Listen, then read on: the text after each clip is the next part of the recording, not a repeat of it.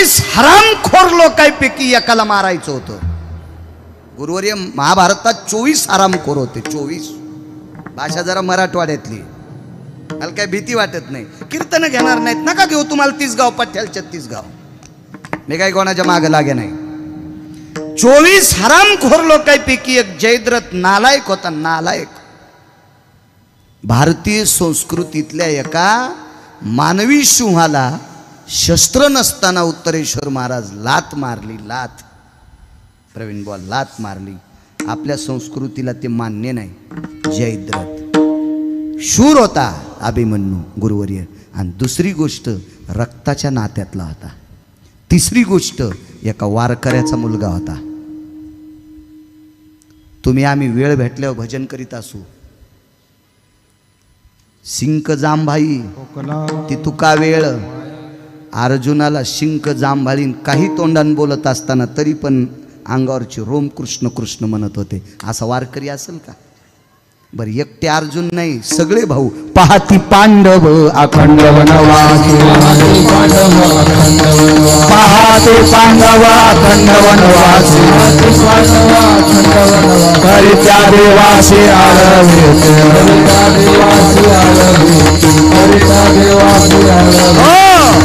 वनवासात सुद्धा भजन करणाऱ्या निष्ठावंत वारकऱ्यांचा मुलगा, त्याला लात मारली. आणि या नालायक जयद्रथाला मारण्यासाठी 2.5 ते 2.25 तास सूर्य झाकला, थांबिला नाही, फक्त झाकला. 3:30 वाजता सूर्यास्त केला. असं वाटलं विठाला विठाला. 3:30 वाजता गुरुवर्य सूर्य मावळला असं दाखवलं सुदर्शनानं. आयुध झाकलं, आयुध. थांबवला नाही, थांबवला नाही, थांबवला नाही, थांबवला नाही. संत किती मोठे आहेत, का म्हणतात निळोबरा आहे. मी त्यांचा किती महिमा वर्णन करू, किती महिमा. एकदा एका साधूला गंगेत एक स्त्री सापडली. गंगेच्या पात्रात, म्हणजे पोहत नव्हती, नाव चालवित होती. नाव हाणत होती. नाव ती स्त्री वलय वलय, तारुण्य, लतिका होती. साधू हे अधिकारी होते, दर्जेदार. पाराशर गुरुवर्य पाराशरांना स्त्री प्राप्त झाली, आवडली आणि पवित्र गंगेच्या साक्षीनं पाणीग्रहण झालं. देवता एकत्रित आल्या, मंगलाष्टक झाले. म्हणजे भारतीय संस्कृतीत जे म्हणते ते, आताचे भंगिरे म्हणते ते नाही. ताईगण माईगण काही गौरव येड्यासारखं आपलं हे असले नाही. आपल्या संस्कृतीला मान्य आहेत ते असले मंगलाष्टक झाले. सर्व देवतेनं आशीर्वचन अक्षिदाच्या रूपात दिले आणि पाराशरांना काम उत्पन्न झाला. किती पवित्र स्त्री महाराष्ट्राची, भारत देशाची. त्या स्त्रीने सांगितलं, भास्करो प्रकाश भय व्याप्ती संगाम नैव कामिनी. हा जोपर्यंत सूर्याचे किरण पृथ्वीवर रुजलेले आहेत रजकणात, त्याला संधी प्रकाश म्हणतात, त्यावेळेस सुद्धा पत्नीशी संग करता येत नाही. काय साधू होता, साधून चुटकी वाजल्याबरोबर सांगितलं, ए मला पत्नीशी काम तृप्त करत असताना तुझ्या प्रकाशाची अडचण येते, जा ना तिकडं. हल्ली उडी. दुपारी 2:15 वाजता दिवस माळविला. हे पंढरपुरातल्या मालकाला नाही करता येणार, नाही करता येणार, नाही करता आलं. 13.5 दिवसाचा पंधरवाडा करायचा ठरला. 13.5 दिवसाचा पंधरवाडा करायचा ठरला. कारण नालायक शकुनीनं दूतामध्ये 12 वर्षाचा वनवास आणि 1 वर्षाचा अज्ञातवास मागितला. तो गुप्तचरांनी पांडव विराटाच्या घरी नष्टचर्या करत असताना पाहिले. पांडव हे नष्टचर्येत होते, पुराणाची भाषा सांगतोय, नष्टचर्येत होते. तर ते 2 दिवस कमी पडल्याच्या नंतर पुन्हा 12 वर्षाचा वनवास आणि 1 वर्षाचा अज्ञातवास. त्यावेळेला पंढरपुरातल्या मालकाला, द्वारकाधीश माझ्या कृष्ण परमात्म्याला एका साधूचे पाय धरावे लागले आणि त्या साधूला विनंती करावी लागली, गुरुवर्य गुरुवर्य, माझ्या द्रौपदीला फार त्रास होईल, माझ्या द्रौपदीला पुन्हा त्रास होईल, माझ्या अर्जुनाला त्रास होईल, माझ्या भीमाला त्रास होईल, माझ्या धर्माला त्रास होईल, माझ्या नकुल सहदेवाला त्रास होईल, माझ्या कुंती आत्याला त्रास होईल. गुरुवर्य बघा ना, बघा ना, बघा ना, बघा ना, ते गुरुवर्य सरस्वती कृपा पात्र होते. आणि सरस्वती कृपा पात्र ते गुरुवर्य कोण होते? घरी गेल्यावर नाव बघा, सगळ्या गोळ्या एक खट्या घेतल्यावर ॲक्शन येत असते. कारण तुम्ही इतके हुशार व्हावा तेव्हा आमचे लोक कीर्तन नीट करतील. आणि तुम्ही जर गाफील राहिले तर आम्ही नुसते गाणेच म्हणतो, विठाला विठाला.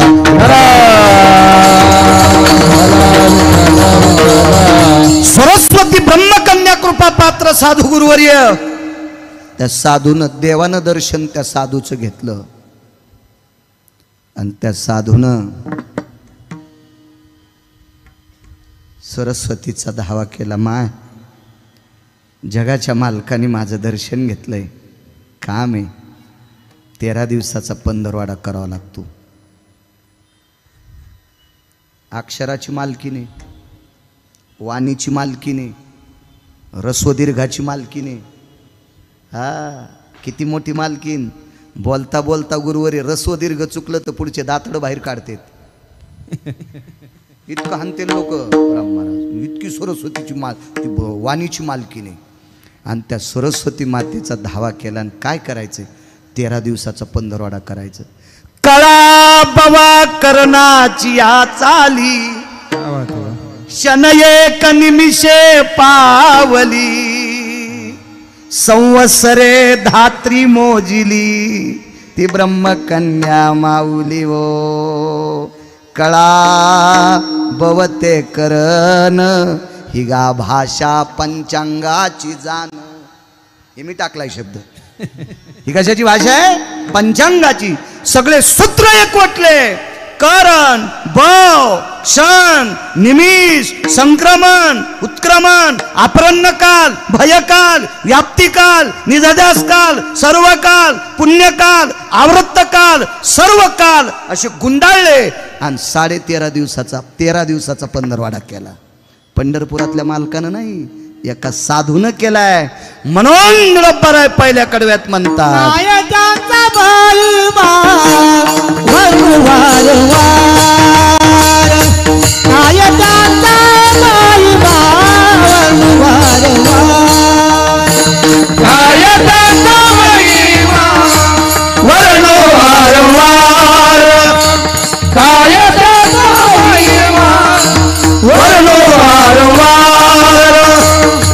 हरिभक्त थोर भूमंडळ, हरिभक्त थोर भूमंडळ, त्याची भेटीची अर्थ ब्रह्मगीता, त्याची भेटीची अर्थ ब्रह्मगीता.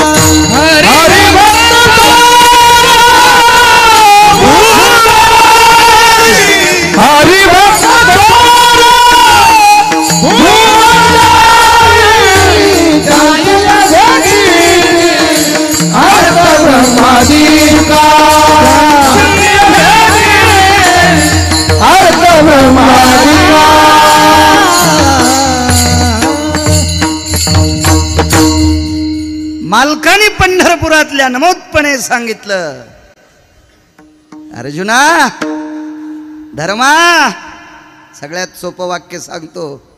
हे ताई, द्रौपदीला बहीण मानायचे गुरुवर येते. हे ताई, तुझा वनवास जर कोणी संपला असेल तर त्या महात्म्यानं संपलाय. 13 दिवसाचा पंधरवाडा, नाही तर 2 दिवसासाठी 12 वर्ष वनवास आणि 1 वर्ष अज्ञातवास, नष्टचर्या. इतके मोठे साधू आहेत, एवढे मोठे. पाराशरांनी दुपारची रात्र केली. मांडव्याने शाप देलता, ज्यांनी कोणी सोळाला स्पर्श केला आणि मला त्रास झालाय ते उद्या सकाळी सूर्योदय झाल्याबरोबर प्रातान भास्करो किरणो ससंसर्गेशी मृत्युर्भयोस्तता, याच्या पलीकड दक्षिणाधिपत्यम वशाति कालाय. तो दक्षिणेच्या राजाला प्रिय होईल. पण बाई अधिकारी, बाईनं टोपल्यातलं पाणी ओंजळीत घेतलं, पूर्वेकडं तोंड करून गुरुवरे उभी राहिली. आणि सूर्याला सांगितलं बेटा येशील तर पाय. 8 दिवस आलाच नाही सूर्य, आलाच नाही सूर्य, आलाच नाही. श्रुती मातेनं तिला विचारलं, श्रुती मातेनं तिला विचारलं. ह्या 2 बहिणी श्रेष्ठ होत्या, शांडिल्य आणि सुमती, सख्या बहिणी होत्या, सख्या बहिणी. एक प्रापंचिक होती, ग्रास्ती होती, आणि एक बैरागिनी होती. शेवटच्या टप्प्यात लग्न झालं भगवान शिवजीच्या मंदिरात. पण अत्यंत शरीर गलित झालेला पती प्राप्त झाला. कमरेपासून खाली कीटक पडले होते, आळ्या पडल्या होत्या, सुरमी पडल्या होत्या. एका साधूनं सांगितलं मंदिरातल्या, याच्याशी लग्न केलंय, देवापेक्षा श्रेष्ठ मान, विश्वातले सगळे देव तुझ्या ताब्यात राहतील. आणि त्या साधूचा शब्द ग्राह्य धरला, मान्य केला आणि हातात पाणी घेतलं. 9 दिवसाची सेवा होती पतीची, काही जास्त दिवस नव्हते झाले, पण 9 दिवस इतक्या निष्ठेनं सेवा केली तर 8 दिवस सूर्याला येऊ दिलं नाही. कोणाची ताकद? साधूची. म्हणून मालक पहिल्या कडव्यात म्हणतात, काय त्यांचा महिमा वर्णू वारंवार, काय त्यांचा महिमा वर्णू वारंवार, काय त्यांचा महिमा वर्णू वारंवार, काय त्यांचा महिमा वर्णू वारंवार, काय त्यांचा महिमा वर्णू वारंवार, काय त्यांचा महिमा वर्णू वारंवार, काय त्यांचा महिमा वर्णू वारंवार, काय त्यांचा महिमा वर्णू वारंवार.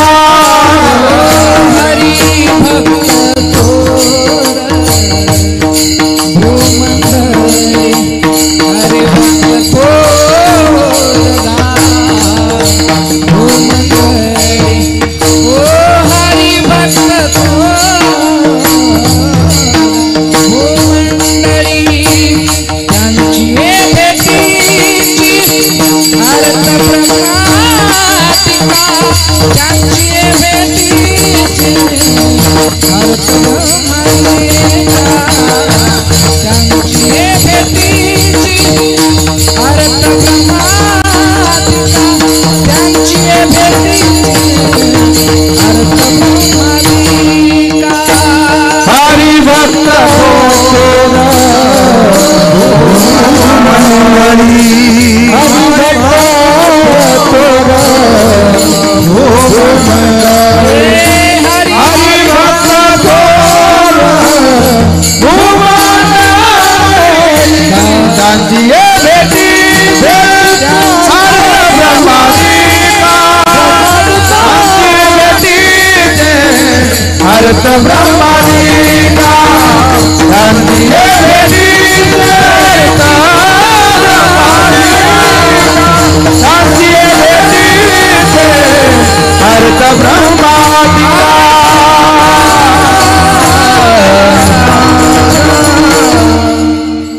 हा संतांचा महिमा आहे. तत्पूर्वी मोठ्या श्रद्धेने, मोठ्या अट्टहासाने, मोठ्या असीम प्रयत्नाने, रसरसीत गोडशा भावयुक्त अंतकरणाने उभारलेला हा ज्ञानयज्ञ, हा प्रसादाचा यज्ञ, साधनेचा यज्ञ. सद्गुरु ब्रह्मलीन गुरुवर्य सद्गुरु श्रीहरी स्वामी, सद्गुरु साधू महाराज, सद्गुरु खाडे बाबा आणि गोडशी चालत असलेली पुढीची परंपरा, आदरणीय पूजनीय वंदनीय प्रातस्मरणीय गुरुवर्य श्री गुरु सद्गुरु राघव चैतन्य बाबा इथपर्यंत आणलेली ही धर्माची पताका आणि ही परम पावन धर्म पताका सद्गुरु राघव चैतन्य बाबांनी गोडशी अशी सुंदर शिरवलेली आहे. आणि त्या परमपावन परंपरेमध्ये माझ्यासारख्या छोट्याशा अज्ञानी अल्पज्ञानी गिरगावच्या बाळूला या परमज्ञान यज्ञात एक छोटीशी आहुती टाकण्याचा योग माझ्या जीवनात आलाय. ते माझं परम उपस्थित आदरणीय मागे सुद्धा एक दोन वेळेस तुकाराम बाबा आहेत. मी बघितल्याबरोबर लक्षात आलं संप्रदायावर अतूट ज्यांची श्रद्धा आहे निष्ठा आहे श्री गुरुवर्य तुकाराम बाबा. आधी करून ज्येष्ठ श्रेष्ठ वारकरी संप्रदायातली माझ्या ज्ञानोबाराय तुकोबारायचे विटेवरच्या मालकाच्या काशीतल्या मालकांचे गोडसे उपासक या ठिकाणी बसले. तुम्हा सर्वांना साष्टांग दंडवत करतो, प्रणाम करतो. गुरुवर्य राघव चैतन्य बाबांना दंडवत करतोय. दोन्ही मृदंगाचार्यांना प्रणाम करतोय. उत्तरेश्वर बापू वांगीकर गायन क्षेत्रात प्रमाण क्षेत्रात कीर्तनामध्ये वारकरी संप्रदायाची दोरा सांभाळत असताना ही संप्रदायाची दोरी हातात धरल्याच्या नंतर तिला कसल्याही प्रकारच्या आड्या आणि गाठ्या पडू देत नाहीत असे उत्तरेश्वर बापू. तथा गायन क्षेत्रातली बुलंद तोप गोड ज्यांचा कोकिळकंठी स्वर आहे असे आदरणीय दोघं पण कीर्तनकार आहेत. तसे तिघं पण हो गिरगावकर म्हातारा झाल्यावर यांचंच चालणार आहे. तसं आताही चालतंय म्हणा.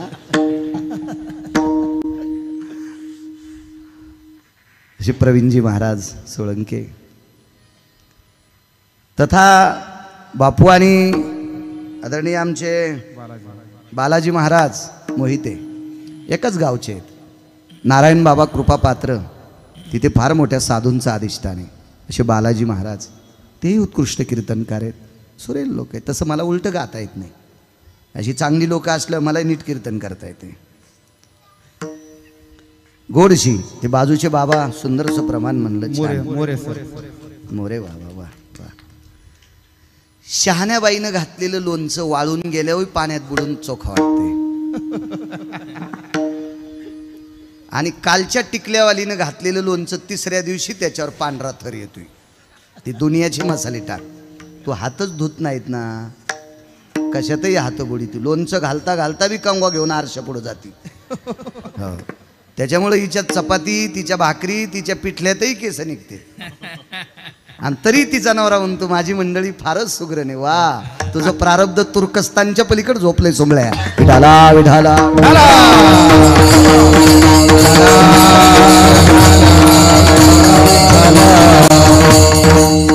जुनी व्यक्ती आहे मोरे मामा. त्यांनाही मस्तक माझा पायावरी या वारकरी संतांच्या. आदरणीय आमचे गणेश दादा कार्यक्रमाच्या संदर्भात माझ्याशी संपर्क करत होते. आमच्याकडे कुंभारीकर महाराज आहेत, त्यांचे भाचे त्यांच्या गावातली एक दोन मुलं इकडं उद्योगाच्या निमित्तानं आलेले आहेत. गणेश दादांना त्यांचा संपर्क झाला आणि मग ते संपर्क करत होते कुंभारीकर महाराज अंबादास महाराज सुद्धा. आणि खूप वेळेस गणेश दादांनी संपर्क केला. नंतर उत्तरेश्वर बापूकडे आणि मलाही येण्याचा योग आला. आनंद वाटला. एका साधूला त्यांच्या जीवनपटाला त्यांच्या स्मृतीला, कारण साधू हा अविरत दिव्यासारखा तेवत असते, पण तरी तुमच्या माझ्यासारख्या सामान्य मळालेल्या आरशावरची धूळ काढणं म्हणजे साधूचा जीवनपट पुन्हा उकलणे. आणि 25 वर्ष झाली रौप्य महोत्सव आहे. अशा सद्गुरुनाथांच्या आठवणीचा सोहळा गुरुवर्य राघव चैतन्य बाबांनी ही मुहूर्तमेढ लावली. आणि त्या पवित्र ज्योतीच्या प्रकाशात एक गोडसा आनंद घेण्याचा योग गिरगावच्या बाळूला सुद्धा आलाय. मी सुद्धा भाग्यवान आहे, नशीबवान आहे. उपस्थित श्रोत्यांच्या चरणी पुनश्च दंडवत करतो. आणि साधू किती अधिकारी आहेत, निळोबाराय का म्हणतात मी किती वर्णन करू. जेवढा जेवढा मला आशीर्वाद देताल तेवढा माझ्या माईंनो मी तुमच्या पुढे बोलण्याचा प्रयत्न करेल. विठाला विठाला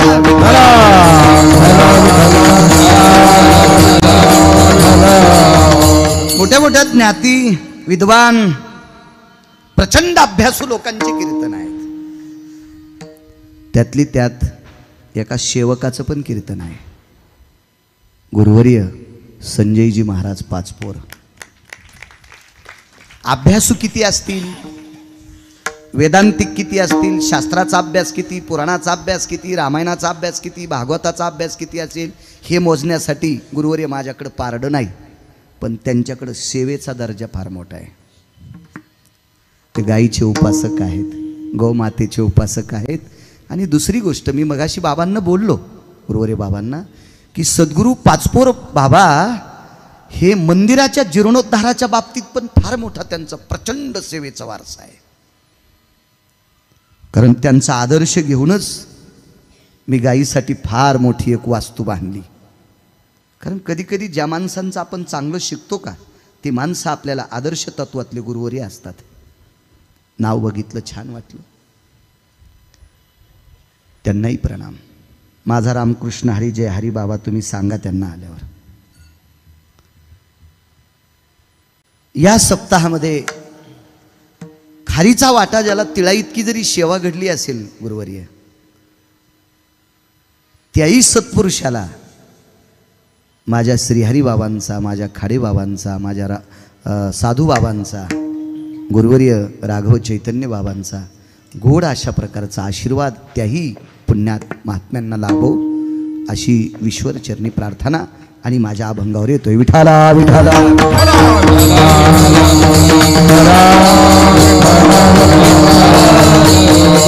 अजून एक महत्वाचा बाब, ज्या वेळेला मी समाधी मंदिरात गेलो, तुम्ही याचे राहिले तिकडं,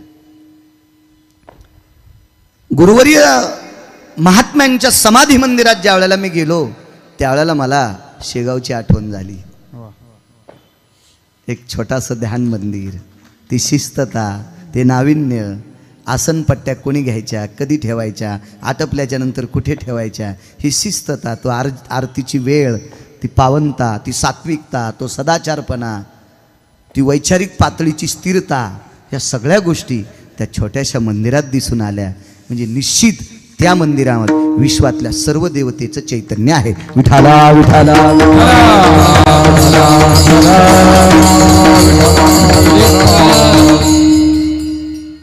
गणेश दादा, तुम्हाला तारीख द्यायला वेळ केला त्याबद्दल माफ करा. कारण मी दर महिन्याला पंढरीला वारीला असतो आणि आजची दशमी स्थिती असल्यामुळं मागचे दिवस रिकामे नव्हते आणि आजचाच दिवस पंढरीचा होता. पण नंतर विचार केला, ते म्हणले आमच्याकडे रौप्य महोत्सव आहे गुरुवर्यांचा, त्यांच्या जीवनपटाला फार मोठा एक उजाळा आहे, त्यानिमित्त मुहूर्तमेढ ही संप्रदायाची पताका रोवलेली आहे. चला म्हणलं इथलं कीर्तन करून आपण पंढरीच्या वारीला जाऊ. म्हणून 4 दिवस तुम्हाला तारीख देत नव्हतो, याबद्दल माफ करा. विठाला विठाला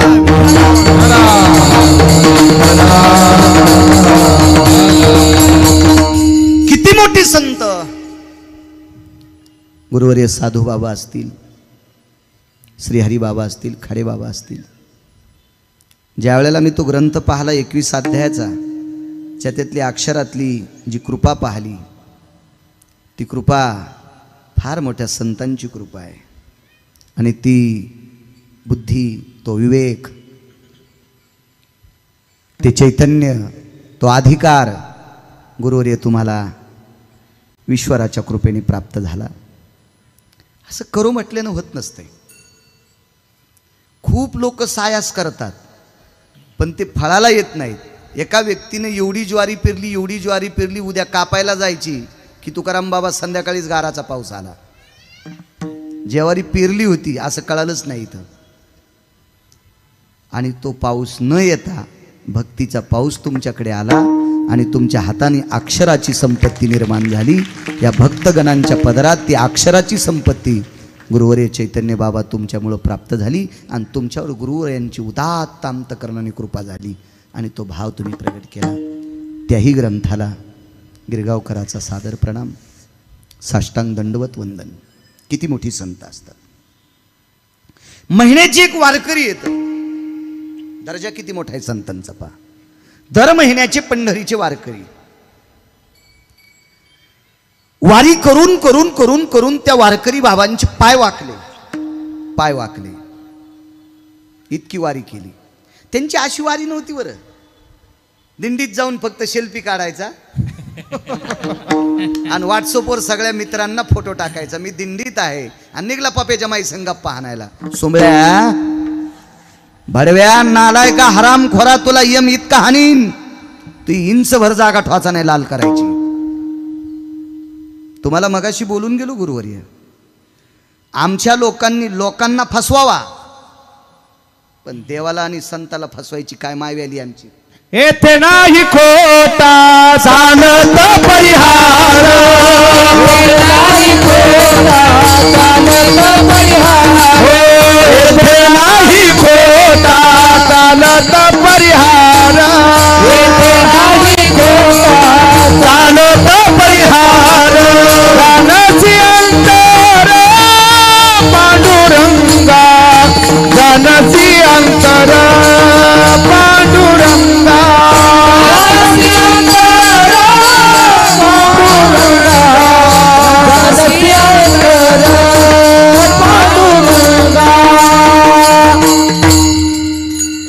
हे डेकोरेशन आहे आमचं, डेकोरेशन आहे.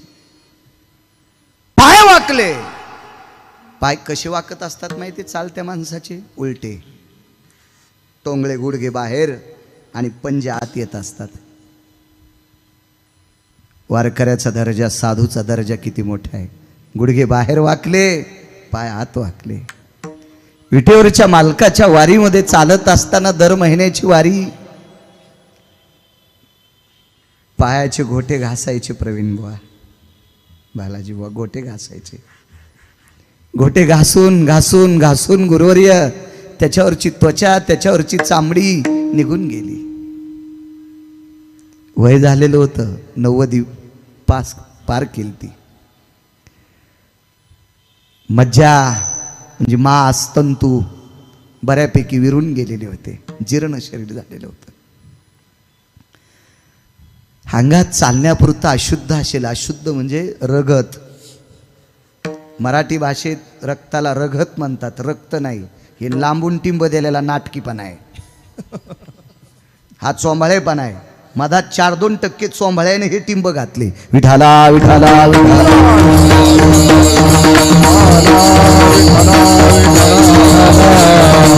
शास्त्र पुराणाच्या भाषेमध्ये रक्ताला अशुद्ध म्हणतात आणि मराठी बाणेदार भाषामध्ये तिला रगत म्हणतात. पण आपल्याला कुठेही पेन आदळायचा नाद. मराठी भाषा ही सर्व भाषांची राणी आहे, सर्व भाषांची मालकीने महाराणी आहे. आगा टाकाही स्पर्श नसावती, पेनचा टिपका सुद्धा सहन करीत नाही ती मराठी भाषा आहे. ये मराठीची नगरी माझा मराठाची बोल, अमृतातेही पैजा. काय काय ताकद महाराज, इतकी गोड, इतकी गोड.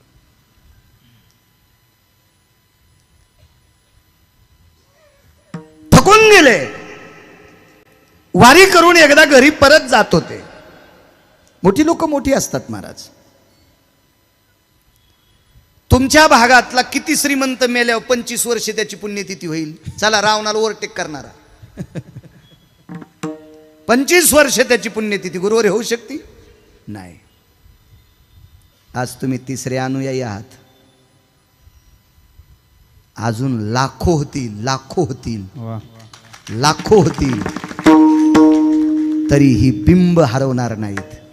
याचं एकमेव कारण हे यांची रती देवासाठी झाली.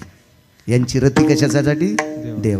गुरुवर्य 3 शास्त्रीपैकी एक शास्त्री जगन्नाथांना पवार म्हणायचे. ज्याची संसारासाठी रती त्याची नसती आरती, ज्याची परमार्थात रती त्याची आरती. मग ही परमार्थात ही लोक रती आहे म्हणून लाखो गुरुवर्य तुमच्यासारखे गुरुवर्य येतील, तरी पण पुण्यतिथ्या बंद नाहीत होणार.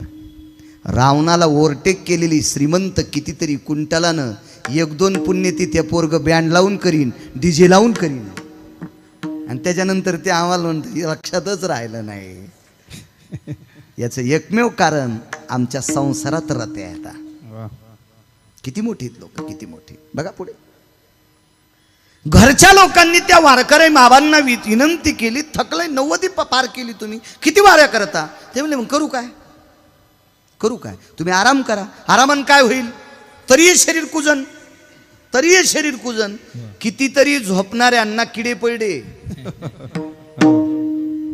दर 4-4 तासाच्या ड्युट्या आहेत रोजदार राहायला. पोरं कामात गुतले, पोरं येडे आहेत का यायला चोमाळायला. रोजान माणसं आहेत, रोजानं हे अंगावर करायचं, या अंगावर करायचं, स्नान घालायचं, विशिष्ट प्रकारच्या पेपरनं पुसायचं, त्याचे ब्रश ते आहेनच करायचा, उठता येणं, बोलता येणं, नुसते टुळू टुळू पाहिलेत ते मनके तुटलेल्या सर्पासारखे. जाग्याव जाग्याव जाग्याव. त्या वारकऱ्यानं सांगितलं माझी गती ती होईल, पुष्पाच्या फुलांच्या पाकळ्याची गादी टाकताल तरी पण शरीर कुजणार आहे, पण त्याच्यापेक्षा वारी करता करता कुजू द्या ना. घरच्या लोकांचा पर्याय संपला बोलण्याचा. आणि एके दिवशी वारीहून येत असताना बाबा एका मंदिरात मुक्काम होतंय. काय त्यांचा महिमा सांगतोय. मुक्काम होतंय, पाण्याचा भोपळा खुंटीला अडकवला. आता ह्या आधुनिक काळातली लोक भोपळा मानायचे नाही. ह्या बाटल्या आल्यात ना प्लॅस्टिकच्या, त्याच्यामुळं भोपळा गेला. आणि ह्या बाटलीसोबत गोळी खाल्ल्याशिवाय झोपता येत नाही हिच्यातलं पाणी प्यायल्यामुळं. हे गिफ्ट दिली ना देवानं, भोपळ्यानं पाठवून दिलं ते इकडं तुमच्याकडं घरानं. हो, आता 1.5 कोटीच्या गाडीत खापराची बिस्लरी आहे. एका माणसाच्या 1.5 कोटीच्या गाडीत खापराची बॉटल आहे, खापराची बॉटल, मातुड्याची बॉटल. त्याच्या लक्षात आलं हे इकडचं तिकडचं पेल्यावर गोळ्या खावाच लागतात. जुन्यावर आले माणसं. मधातले मस्ताडे होते, कोरोना नीट केले. विठाला विठाला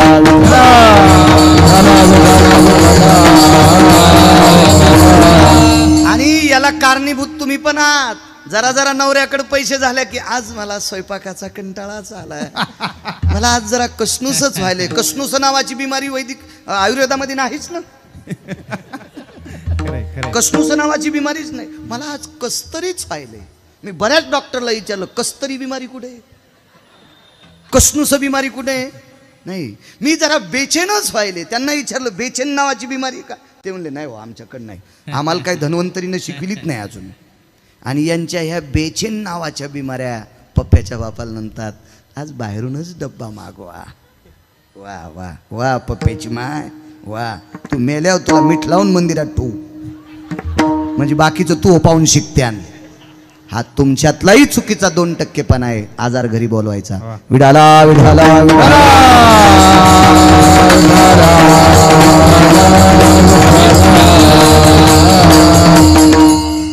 मधुकरी मागितली, भोपळा अडकवला खुंटीला, वळकट ठेवून दिली.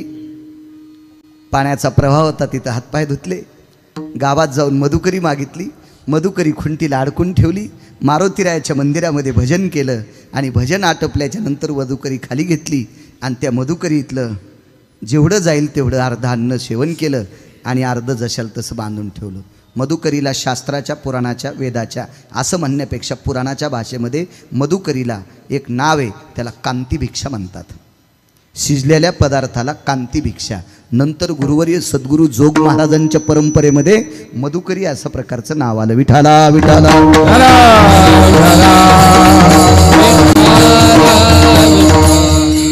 भजन केलं, ती मधुकरी ग्रहण केली आणि अंग टाकलं. रात्रीचे 1 वाजले. रात्रीच्या 1 वाजता एक व्यक्ती मंदिरात आला आणि त्याने घंटा वाजिला. बऱ्याच घंट्याला कळत नाही घंटे कधी वाजवा. याला जागा आली की देवाची पूजा, असं नसतंय ना. आलाय का देवाधिष्ठितम प्रातो ब्राह्मीर सुमुहूर्तेषु यत्कालाति जायते योगान हेमास्ततेवच. याला सुवर्णयोग म्हणतात, काल म्हणतात. त्या कालामध्ये देवाची, संतांची पाद्यपूजा, देवाचं स्नान, संतांचं स्नान असा शास्त्राचा पर्व काळ सांगितला. नियम आहेत त्याचे नियम. रात्री एक व्यक्ती आली घंटा वाजवला. आता तो का वाजवला, कशा करता वाजवला, कोणी वाजवला कळेल तुम्हाला, काय त्यांचा महिमा सांगतोय.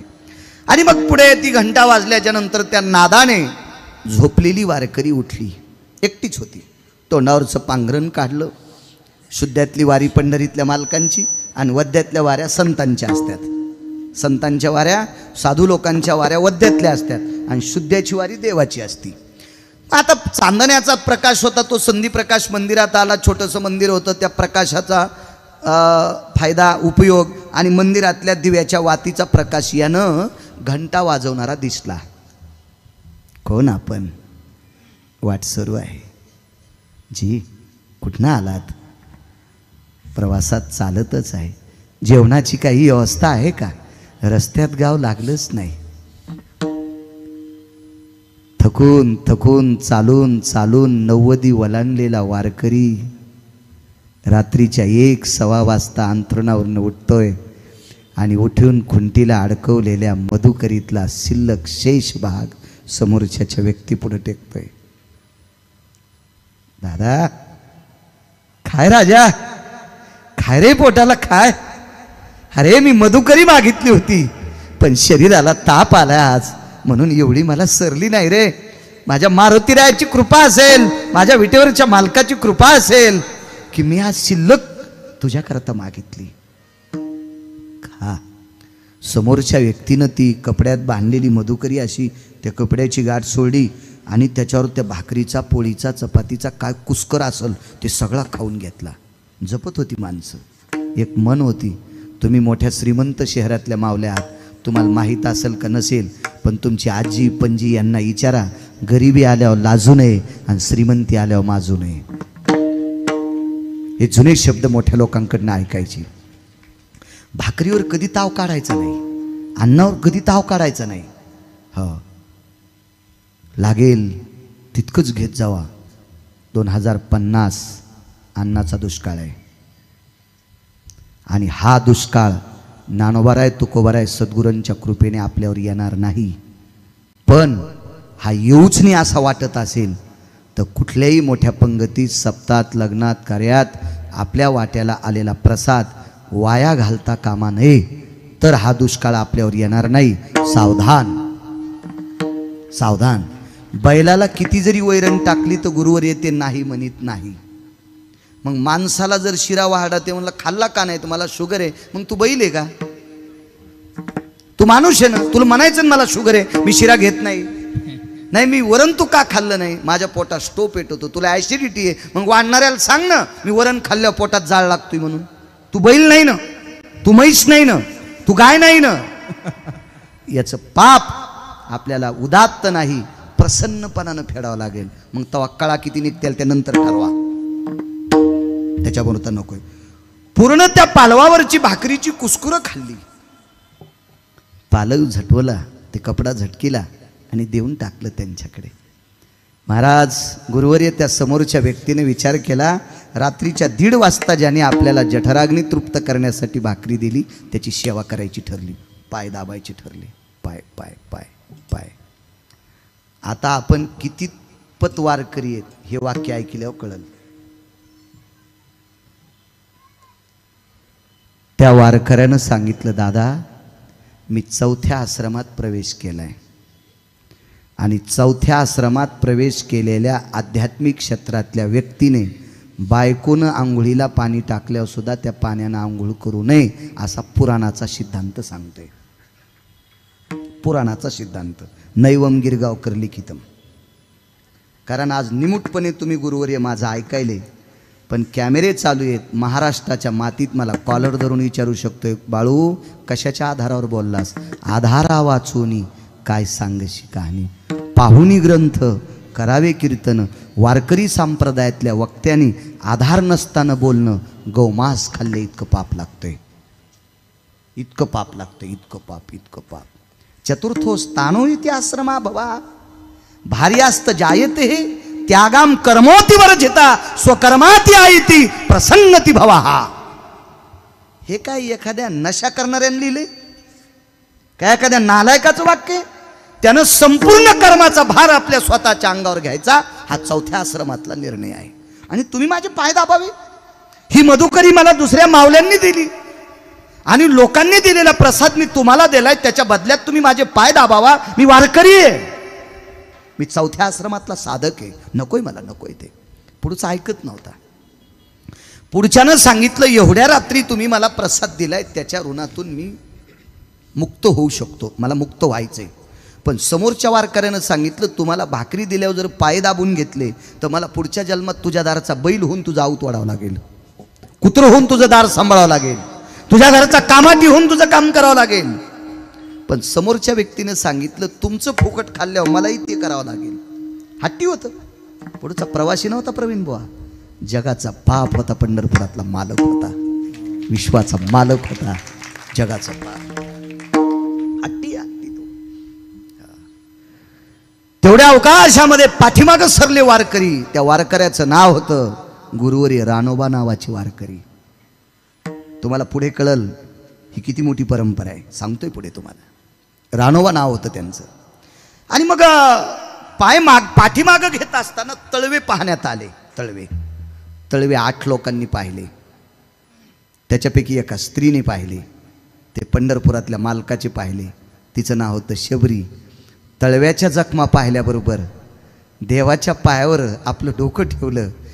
कोणाला पाय द्यायचेत आणि कोणाला पाय द्यायचे नाही, आणि पाय दिलेत तर चप्पल बूट द्यायचे का न द्यायचे, ज्याच्या हातात आहे तो बिना चप्पलचा चालवतोय म्हणून दुःख सहन झालं नाही, आणि त्याच्या पायावर तिनं तियेचे येणे जाणे खुंटले. पायाच्या जखमा शबरीला कळाल्या, स्त्रीपैकी एक. आता दुसरी एक व्यक्ती सांगतो, तो देव आहे. त्या देवाला सद्गुरू रानोबा महाराजांच्या पायाच्या जखमा कळल्या. अशी खूप असतील बरं का, पण माझ्या वाचनात मला जिथपर्यंत तोंड पुरतंय तिथ ज्या आंब्याला हात लागतोय का तेच आंबा तोडीतो मी. आंबाला बंदुकीची गोळी वापरायची नाही, कारण तिची किंमत जास्त असती ना, आणि त्या आंब्याची किंमत कमी असती. मग चुकीचं आहे ना. मोठाडपणा नुसते बंदुकीनंच आंबे पाळले काय फायदा आहे. त्याच्यापेक्षा त्या गोळ्याच्या किमतीत तू एक डाल भरून आणली असती. चूक गोष्ट आहे. ह्या गोळ्या काय आंबे तोडण्यासाठी थोड्या असतात. कायद्याच्या शासनाच्या चौकटीत तू बसत नाही ना. नियम आहे आपला. हात जिथपर्यंत पुरतोय तिथपर्यंत माणसानं पुढे गेलं पाहिजे. उगाच कोल्याला अंगूर सापडत नाहीत म्हणून आंबट म्हणून कळणार नाही. मग काय करायचं, मी माझ्या हातानं तुमच्या तळव्याला लावतो. हे सगळं नाटक आहे बरं, हे नाटक आहे.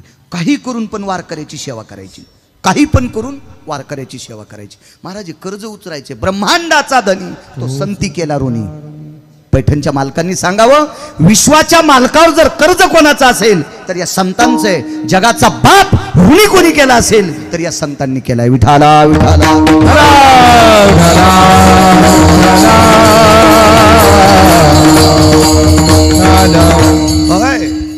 मी लावतोय. डोळ्यातून पाणी आलं. दादा माझ्यापेक्षा हट्टी भरलास रे, हट्टी भरलास. तुला कोण्या हट्टात मोडू, राज हट्टात, बाल हट्टात, स्त्री हट्टात. अरे बाल हट्ट म्हणावं तर तू इतका विवेकी आहेस, तुला बाल हट्टात कसं म्हणावं. राज हट्टात म्हणावं तर तुला आत्ता भाकरीची पंचायत होती. तुला राज हट्टात कसं म्हणावं, आणि स्त्री हट्टात म्हणावं तर तू पुरुष आहेस. मग या तिन्ही हट्टात बसत नाहीस तरी माझ्यापेक्षा मोठा हट्टी ठरलास तू. तरी तू माझ्या पायाला औषधी लावतोस. काय काय द्या ना पाय. दोन्ही पाय घेतले गुरुवर्य, आणि पलीकडे एकदा हात आणि अलीकडे एकदा हात आला की दोन्ही पायाच्या जखमा निघून गेल्या. वारकरी वारकरीच होते ते. काय तुमच्या माझ्यासारखे वारकरी थोडीच होते. दिव्या घाटात शेंगदाण्याची पुडी घे, राजगुऱ्याच्या पुड्या घे, केळी घे, आंबा घे, सगळं पिशवीत टाक. हो, आणि फलटणला गेल्या पिशवीतून शेंगदाणे उगले.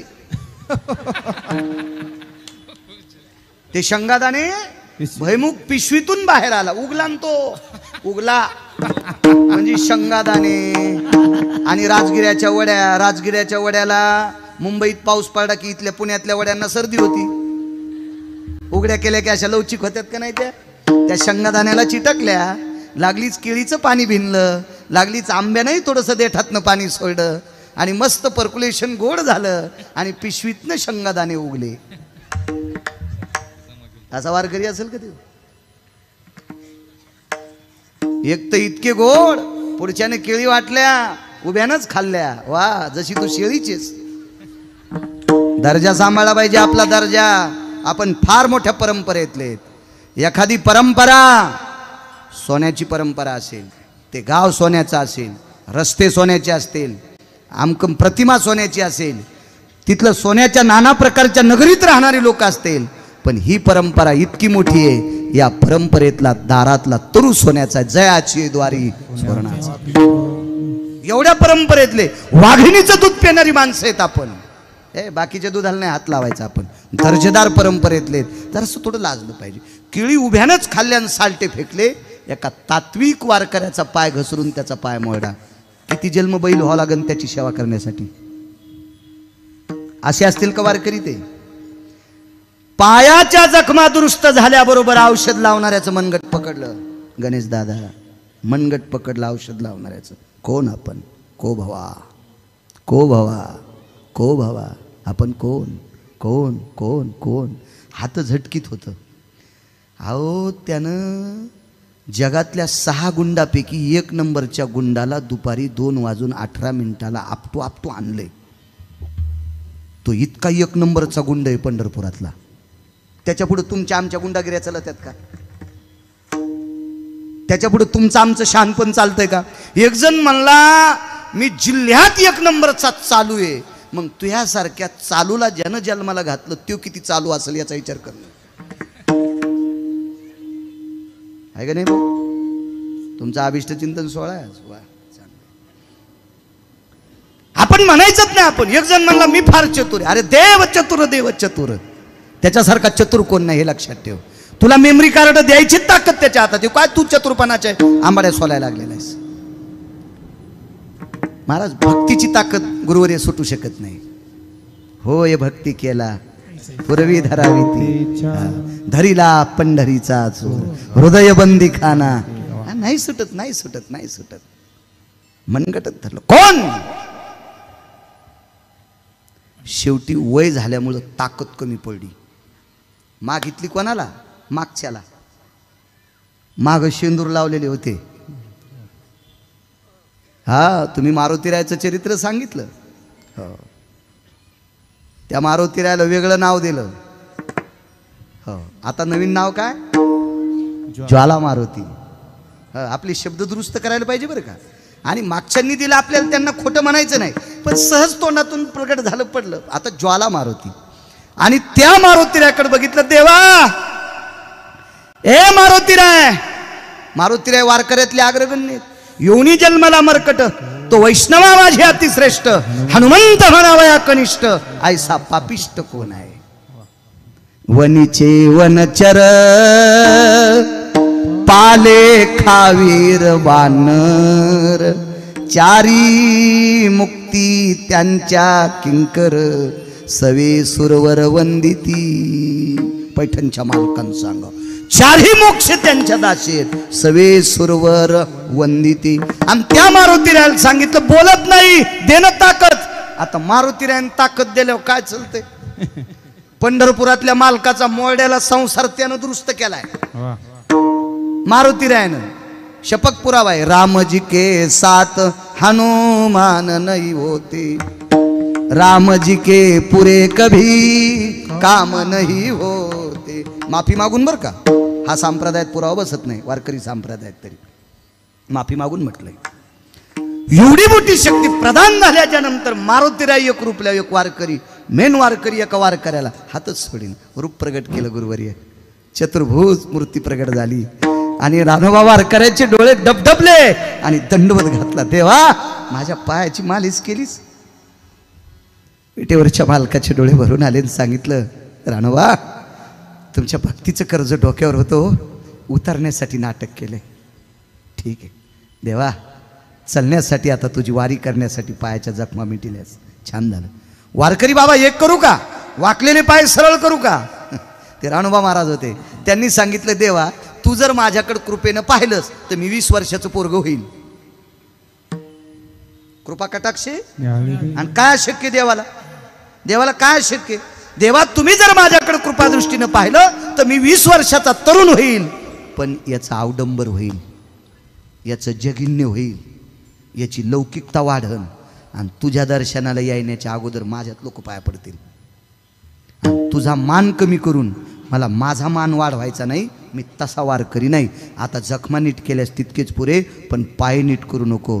हे वारकरी गुरुवर्य ज्ञानसूर्य रंगनाथ गुरुजी परभणीकर यांचे पंजोबा होते. गुरुवर्य रंगनाथ गुरुजी परभणीकर यांचे पंजोबा, काय व्याप्ती असेल गुरुवर्य. मग ह्या वारकऱ्यांचा दर्जा आहे. म्हणून बालाजी महाराज पहिल्या कडव्यात काय त्यांचा महिमा वर्णू वारंवार, काय त्यांचा महिमा वर्णू वारंवार, काय त्यांचा महिमा वर्णू वारंवार, काय त्यांचा महिमा वर्णू वारंवार, काय त्यांचा महिमा वर्णू वारंवार, काय त्यांचा महिमा वर्णू वारंवार, काय त्यांचा महिमा वर्णू वारंवार, काय त्यांचा महिमा वर्णू वारंवार, काय त्यांचा महिमा वर्णू वारंवार, काय त्यांचा महिमा वर्णू वारंवार, काय त्यांचा महिमा वर्णू वारंवार, काय त्यांचा महिमा वर्णू वारंवार, काय त्यांचा महिमा वर्णू वारंवार, काय त्यांचा महिमा वर्णू वारंवार, काय त्यांचा महिमा वर्णू वारंवार, काय त्यांचा महिमा वर्णू वारंवार. हरिभक्त थोर रघुमंडळी, हरिभक्त थोर रघुमंडळी, हरिभक्त थोर रघुमंडळी, हरिभक्त थोर रघुमंडळी, त्यांची भेटीचे अर्थ ब्रह्मदेता, त्यांची भेटीचे अर्थ ब्रह्मदेता, त्यांची भेटीचे अर्थ ब्रह्मदेता, त्यांची भेटीचे अर्थ ब्रह्मदेता. हरिभक्त थोर रघुमंडळी, हरिभक्त थोर रघुमंडळी, हरिभक्त थोर रघुमंडळी, हरिभक्त थोर रघुमंडळी. त्यांची भेटीचे अर्थ ब्रह्मदेता, त्यांची भेटीचे अर्थ ब्रह्मदेता, त्यांची भेटीचे अर्थ ब्रह्मदेता, त्यांची भेटीचे अर्थ ब्रह्मदेता.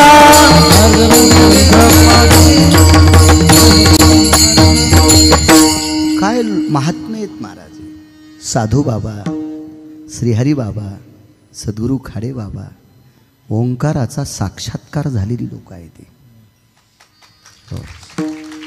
विश्वशक्तीच्या तत्वाचा साक्षात्कार करतल केलेली माणसं आहे ती. एक पुरावा मानतो. स्वामी राम नावाची एक व्यक्ती होऊन गेली. बरोबर. हा पवित्र भारत देश दोन लोकांच्या शक्तीने शाबूत आहे. एक पतिवृत्तीची शक्ती आणि एक साधूची शक्ती. एक पतिवृत्तीची शक्ती आणि एक साधूची. शांडिल्य आणि सुमती दोघ्या सख्या बहिणी. पण 8 दिवस सूर्य थांबवला दोघीपैकी एकीनं.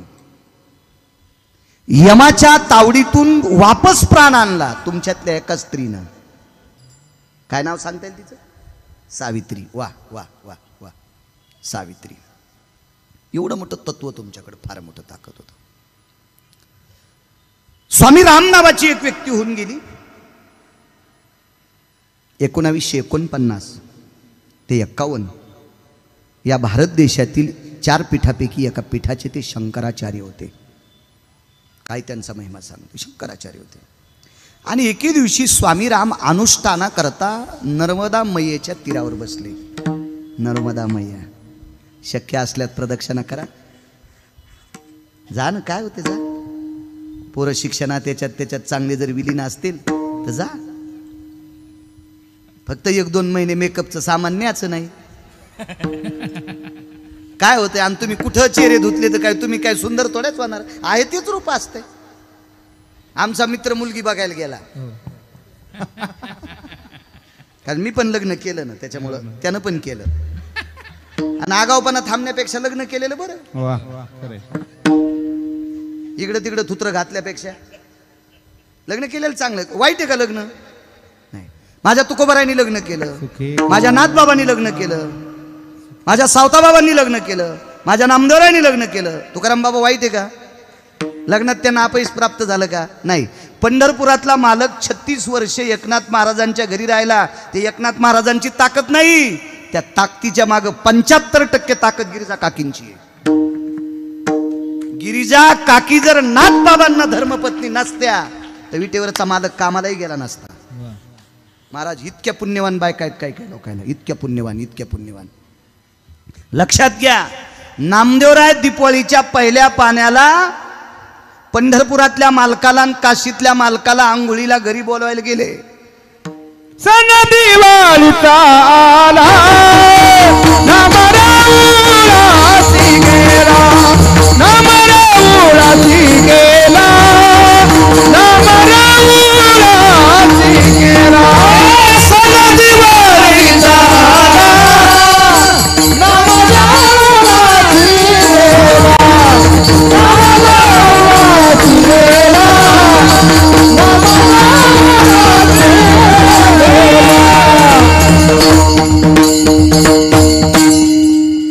नकार द्यायला पंढरपुरातल्या मालकानं तुकाराम बाबा नकार द्यायला नकार प्रवीण बुवा.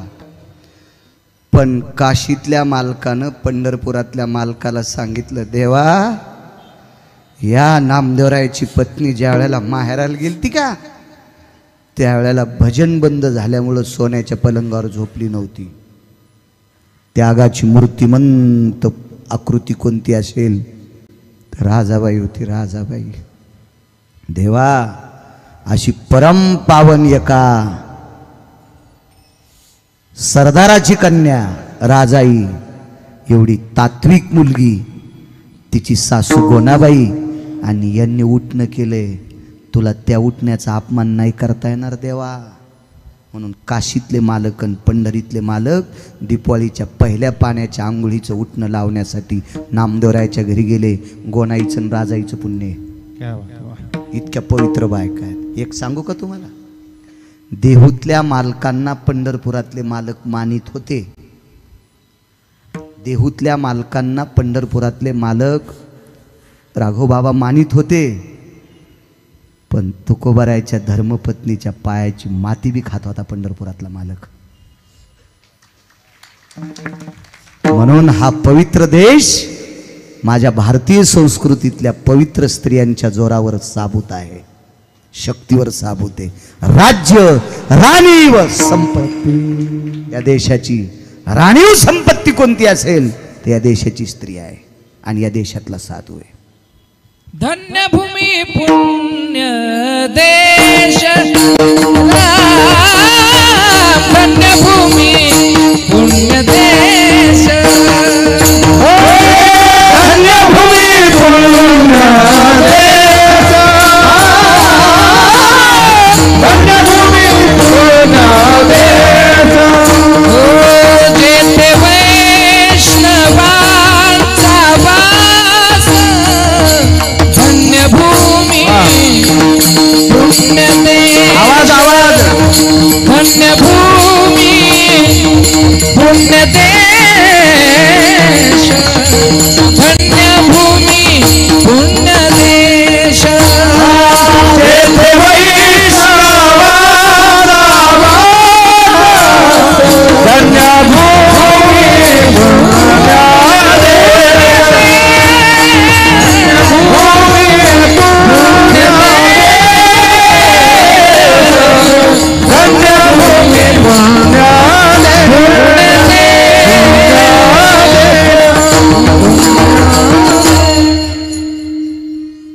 हा पवित्र देश संतांच्या आणि पतिव्रतेच्या स्पर्शाने पुण्यात आहे. गुरुवर्य, रतनसिंग नावाच्या राजाची पत्नी पद्मिनी, अल्लाउद्दीन खिलजी नावाचा व्यक्ती तिचं शरीर वाटवण्यासाठी जातोय. त्यावेळेला तिनं राजवाड्यातल्या 2700 महिलांना सांगितलं, मी तर स्पर्श करू देणार नाही ग, मी सनातनी स्त्री आहे, तुमची काय इच्छा आहे. त्यांनी सांगितलं, आईसाहेब तुमच्या शरीराचे चोचले घेण्यासाठी खिलजी आलेला आहे आणि तुम्ही ज्या वेळेला जोहार करून घेताल त्यावेळेला आमच्या शरीराचा आस्वाद घेईल. 2700 महिलांनी एकाच कुयामध्ये इस्तू टाकून आपलं जोहार करून घेतलंय. इद्दुलतेला लाजवील, चपलेला लाजवील, आकाशातल्या इजेला लाजवील, इतकी तेजस्वी स्त्री माझ्या भारतातली आहे, इतकी तेजस्वी. म्हणून तुमच्यावर देश साबूत आहे. स्वामी राम पवित्र नर्मदेच्या तीरावर अनुष्ठानाकरता बसले. उपासना, अनुष्ठान या पवित्र परंपरेचं ब्रीद आहे, आचारसंहिता आहे. बरोबर आहे गुरुवर्य? या पवित्र परंपरेची गुरुवर्य श्रीहरी स्वामी गुरुवर्य साधू बाबा, गुरुवर्य खडे बाबा, गुरुवर्य पुढे राघव बाबा, या परंपरेची परंपरा एक ब्रीद उपासना, साधना, अनुष्ठान हे एक मर्म आहे. आचारसंहिता आहे. अनुष्ठाना करता नर्मदेच्या तीरावर. आणि साधूचं जीवन कसं असं माहितीये का? ब्रह्मचर्य धर्म. साधूचं जीवन महिमेत. परंपरा जरी गुरुवर्यग्रस्ती असेल तरी या परंपरेतल्या लोकांचा जर अधिकार पाहला तर ब्रह्मदेवाला वजन करता येणार नाही इतका अधिकार या परंपरेतल्या लोकांचा. इतकी टोकाची परंपरा आहे. तर स्वामी राम शंकराचार्य 1949 ते 51 या 2 वर्ष शंकराचार्य पद स्वीकारलं आणि त्याच्यानंतर नाकारलं. महत्व हरवी, चातुर्य लपवी, पिशेपण मिरवी, आवडूनी पूज्यता डोळा न देखावी, स्वकीर्ती कानी न ऐकावी. या अवस्थेतले साधू होते, या तत्वातले साधू. या व्रतो सव्रते शुभया ये कायम वृत्तिस्तते वचः अंबरास्तते कि मज्जा येतो भास्करो प्रकाश दिवाकरा यत भयो वायुरो प्रजन्यस्तते वचा अपान्न काला भयस्थिता जठरा नलोतृप्तावसा नामने नामने नामने घोषितचिताय जाय. जीवनभर नामाची साधना करून विश्वाला प्रकाशमय तेजोमय करण्याची ताकद ही संहिता या देशातल्या संतांची. विठाला विठाला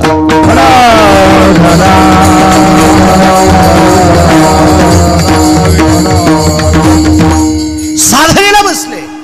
अनुष्ठानात एक भुक्तता. दुपारी माध्यान्ही सूर्य गेल्याच्या नंतर 1 वेळेला 1 ते 1:30 वाजता जेवण करण्याची पद्धत होती बालाजी बुवा. पण आता अनुष्ठानाला नर्मदा मैयेच्या तीरावर बसल्याच्या नंतर त्यावेळेला परिसरात गुरुवर्य गाव नसेल. मग दुपारच्या जेवणासाठी तुकाराम बाबा कोण देणार? मग काही जी प्रदक्षिणा करणारी त्या काळातली काही साधक होती, काही साधक रस्त्याने चालता चालता ऋतुपुष्प समर्पित करत होती. ऋतुपुष्प म्हणजे ज्या काळात ज्या झाडाला जे फूल येतंय का हे फूल तोडायचं प्रवीण बुवा आणि ते साधू स्वामी राम बसल्याच्या नंतर त्यांच्या पुढं फूल टेकायचे आणि नमस्कार करायचे. कारण साधनेतल्या साधूला व्यत्यय आणायचा नसतो. हा आता चालू भजनात कोणी तंबाखू खात असेल तर हा कुठला पुरुषार्थ आहे मलाही अजून काही वाचनात नाही. आणि तेवढी आपली आकलन शक्ती नाही, कारण मी इतका काही हुशार नाही ना. मी पुराणातलं आहे पण पुराणातलं गाढव आहे. विठाला विठाला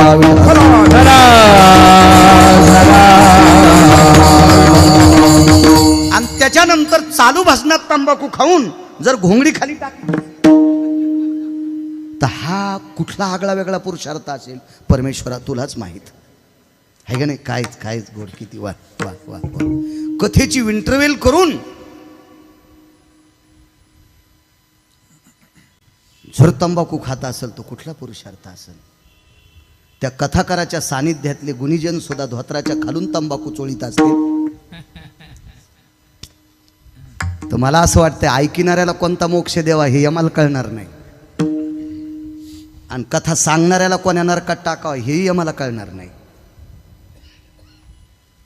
फार मोठ्या परंपरेतले लोक आहेत आपण, फार मोठ्या परंपरेतले.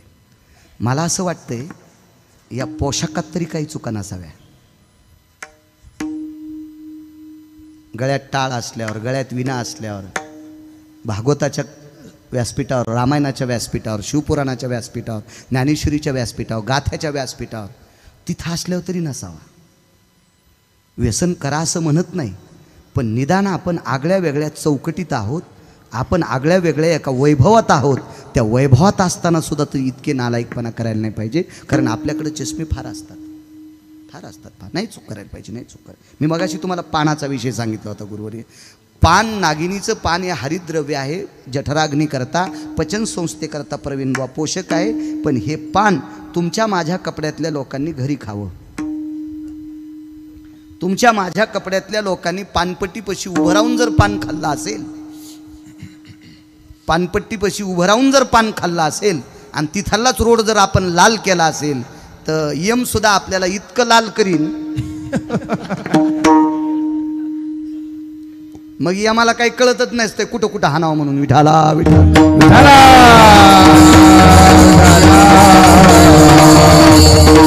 आता ते ऋतुपुष्पम समर्पयामी. आपल्याकडे एक श्लोक आला ना त्याच्यासाठी. आता भगवान शिवशंकराला बेल प्रिय आहे, पण आता बेल जर नसेल आणि आपल्याला शिवजीची पूजा करायची असेल तर ऋतुपुष्पा सर्वा स्थिती माल्या भय व्याप्त्यो तत्रा ऋतुकाले पर्जन्य भय व्याप्ता खंडेषु भयस्ततां धरा प्रसन्नस्तु भवा तरुवर शाखा इति भवा ऋतुपुष्पम समर्पयामी. या कालामध्ये, या पर्जन्याच्या, या हिवाळ्याच्या, या उन्हाळ्याच्या धरणी गर्भाच्या स्ततपित क्रमाने वाढत आलेल्या तरुला आलेलं सुंदरसं पुष्प, हे देवा पीतवर्ण, रक्तवर्ण, आमापवर्ण, तमापवर्ण तुम्हाला जरी प्रसन्न नसेल, प्रिय नसेल, पण मी सामान्य व्यक्ती आहे, मला तुम्हाला आवडलेली वस्तू नाही, पण हे माझ्याकडे पुष्प आलंय, ऋतुपुष्पम समर्पयामी असं सांगितलं. म्हणून स्वामी राम हे कोण्या साधनेतले असतील हे समोरच्या व्यक्तीला जरी माहीत नसेल, पण पुष्प समर्पित केलं. गुरुवर्य फुलाचा ढिगल लागला, फुलं खाता येतात का? अक्षिदा पडल्या, एक एक दोन दोन अक्षिदा पडल्या, खाता येतील का? ते पक्षी आहेत का? ते नाही. मग पहिला दिवस गेला, दुसराही दिवस गेला आणि तिसऱ्या दिवशी गात्र क्षीण होऊ लागले. अन्नमय प्राण आहे, अन्नमय प्राण, गात्र क्षीण होत होते. अशा वेळेला अनुष्ठान तिसऱ्या दिवशीचं सुटतंय, त्यावेळेला अनुष्ठान आटपल्याच्या नंतर उठले आणि पवित्र नर्मदा मैयाला प्रणाम करत असताना तिच्या पात्रातनं एक जडजडीत हात बाहेर आलेला आहे. हात तो जडजडीत म्हणजे रत्नजडीत, हेमजडीत वगैरे वगैरे नाना प्रकारच्या षडवैडूण्याने जडीत असा सुंदरसा हात बाहेर आला. आणि स्वामी रामांनी विचार केलाय, हात बाहेर आहे, हातामध्ये कंगन असल्यामुळं हात स्त्रीचा होता, जलदेवतेचा होता, नर्मदा मैयाचा हात होता. आणि तुकाराम बाबा त्याच्यावर 2 मिनिटांनी त्या हातावर एक सुवर्णाचं पात्र आलं. गुरुवर्य बाबा सुवर्णाचं पात्र, आणि स्वामी रामांना एक दुसरा हातवरही आला आणि तो हात सव्या स्तिजायते अपसव्या स्तिजायते सवर्णा आवर्णा सव्यो अपसव्यो तत्रा यत् कालो साधवे यत् भवेति जाया. महात्म्याला बोलायचे प्रकार आठवलं म्हणून सांगतोय, तमाशा पाहायला नाही,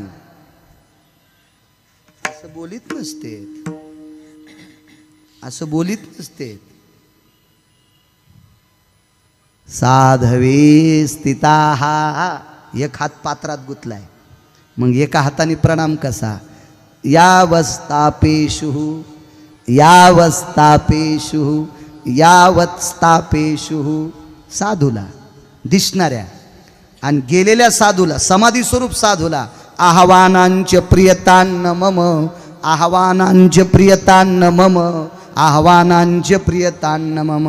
सद्गुरु श्री हरी स्वामी आह्वानांच प्रियतान्न मम. सद्गुरु खाडे महाराज आह्वानांच प्रियतान्न मम. सद्गुरु साधू महाराज आह्वानांच प्रिय, म्हणजे या ब्रह्माय प्रसिहे पंचाननाय